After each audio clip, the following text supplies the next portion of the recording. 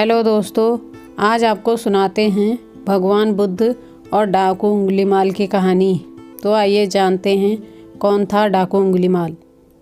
मगध देश के जंगलों में एक खूंखार डाकू का राज हुआ करता था। वह डाकू जितने भी लोगों की हत्या करता था, उनकी एक एक उंगली काटकर माला की तरह गले में पहन लेता। इसी वजह से डाकू को सभी उंगलीमाल के नाम से जानते थे। मगध देश के आसपास के सभी गांवों में उंगलीमाल का आतंक था। एक दिन उसी जंगल के पास के ही एक गांव में महात्मा बुद्ध पहुँचे। साधु के रूप में उन्हें देखकर हर किसी ने उनका अच्छी तरह स्वागत किया। कुछ देर उस गांव में रुकते ही महात्मा बुद्ध को थोड़ा अजीब सा लगा। तभी उन्होंने लोगों से पूछा, आप सभी लोग इतने डरे और सहमे सहमे से क्यों लग रहे हैं? सबने एक एक करके उंगलीमाल डाकू द्वारा की जा रही हत्याओं और उंगली काटने के बारे में बताया।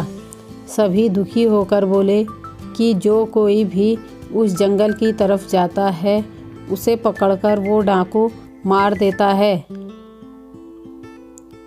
अब तक वो 99 लोगों को मार चुका है और उनकी उंगली को काटकर उन्हें गले की में माला की तरह पहनकर घूमता है। उंगलीमाल के आतंक की वजह से हर कोई अब उस जंगल के पास से गुजरने से डरता है। इन सभी बातों को सुनने के बाद भगवान बुद्ध ने उसी जंगल की ओर जाने का फैसला ले लिया।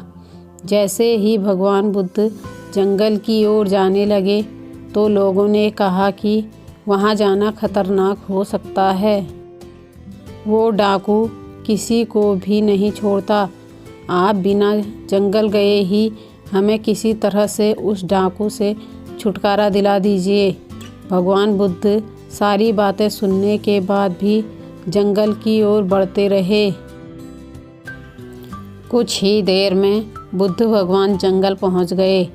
जंगल में महात्मा के भेष में एक अकेले व्यक्ति को देखकर उंगलीमाल को बड़ी हैरानी हुई। उसने सोचा कि इस जंगल में लोग आने से पहले कई बार सोचते हैं और आ भी जाते हैं तो अकेले नहीं आते और डरे हुए होते हैं। ये महात्मा तो बिना किसी डर के अकेले ही जंगल में घूम रहा है।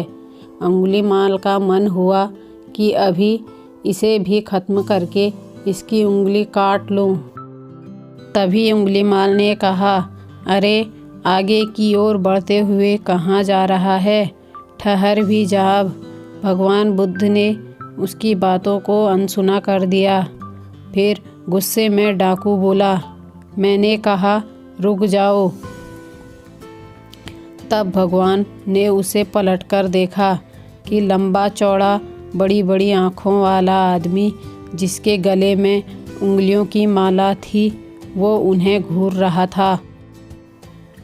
उसकी तरफ देखने के बाद बुद्ध दोबारा से चलने लगे। गुस्से में तमतमाते हुए उंगलीमाल डाकू उनके पीछे अपनी तलवार लेकर दौड़ने लगा। डाकू जितना भी दौड़ता लेकिन उन्हें पकड़ नहीं पाता। दौड़ दौड़कर वो थक गया। उसने दोबारा कहा, रुक जाओ वरना मैं तुम्हें मार दूंगा। तुम्हारी उंगली काटकर मैं 100 लोगों को मारने की अपनी प्रतिज्ञा पूरी कर लूँगा। भगवान बुद्ध बोले कि तुम अपने आप को बहुत शक्तिशाली समझते हो ना, तो पेड़ से कुछ पत्तियाँ और टहनियाँ तोड़कर ले आओ। उंगलीमाल ने उनका साहस देखकर सोचा कि जैसा कह रहा है वैसा ही कर लेता हूँ। वो थोड़ी देर में पत्तियाँ और टहनियाँ तोड़कर ले आया और कहा, ले आया मैं इन्हें। फिर बुद्ध जी कहने लगे, अब इन्हें दोबारा पेड़ से जोड़ दो। यह सुनकर उंगलीमाल बोला, तुम कैसे महात्मा हो? तुम्हें नहीं पता कि तोड़ी हुई चीज़ को दोबारा नहीं जोड़ सकते हैं? भगवान बुद्ध ने कहा कि मैं यही तो तुम्हें समझाना चाहता हूँ कि जब तुम्हारे पास किसी चीज़ को जोड़ने की ताकत नहीं है तो तुम्हें किसी वस्तु को तोड़ने का अधिकार भी नहीं है। किसी को जीवन देने की क्षमता नहीं तो मारने का हक भी नहीं। यह सुनकर अंगुलीमाल के हाथों से हथियार छूट गया। भगवान आगे बोले, तू मुझे रुक जा कह रहा था। मैं तो कब से स्थिर हूँ, वो तू ही है जो स्थिर नहीं है। अंगुलीमाल बोला, मैं तो एक जगह पर खड़ा हूँ तो कैसे अस्थिर हुआ, और आप तब से चल रहे हैं। भगवान बुद्ध बोले, मैं लोगों को क्षमा करके स्थिर हूँ और तू हर किसी के पीछे उनकी हत्या करते हुए भागने की वजह से अस्थिर है। यह सब कुछ सुनकर अंगुलीमाल डाकू की आंखें खुल गईं। उसने कहा, आज के बाद से मैं कोई अधर्म वाला कार्य नहीं करूँगा। रोते हुए अंगुलीमाल डाकू भगवान बुद्ध के चरणों में गिर गया।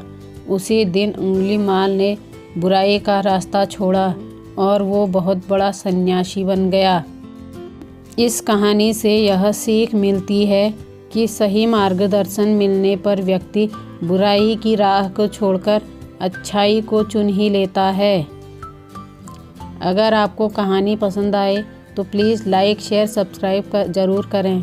धन्यवाद।